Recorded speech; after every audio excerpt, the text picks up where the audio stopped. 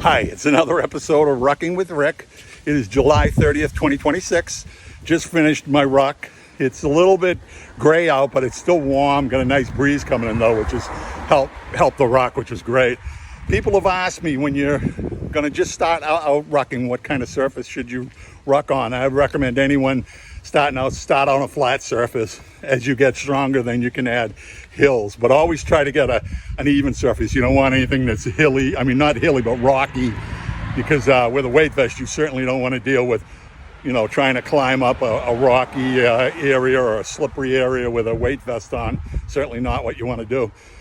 But luckily for me, the block I do near my house has a big hill at the end, so it's mostly flat most of the way and then has the big hill, so it's a real good workout. And occasionally I'll look for different areas of the city and do my rucking there, and some have hills, and so it's all always different from day to day.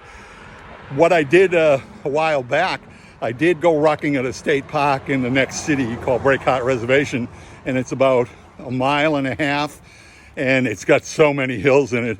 Unfortunately, when I went last time, my dog was almost 14 years old and he was ill, and we took him, me and my wife took him, and we went and had him in the carry, and I was wearing my rucking vest at the time, and he loved it. He absolutely loved it.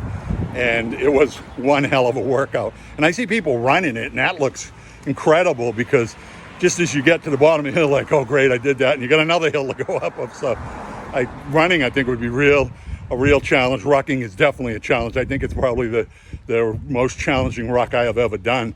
But it was a great workout. So if you're going to do it, like I said, start on a flat surface, then try to move on to maybe some hills if you have a state park. The nice thing about this state park too is when it's boiling hot out, there's so many trees that it's a lot cooler in there. So, that's one advantage.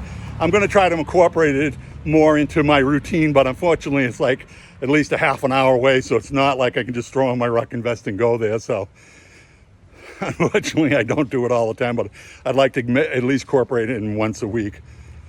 So, but if you have a chance, take a look at the description on this video. It'll have links to all my healthful content, including my latest post on bed sores, or what they're called pressure ulcers, and how that can happen just as you age. You don't have to be having any disease or any problem like that just from immobility. So I started having that kind of an issue from sitting when I went back to work for many hours.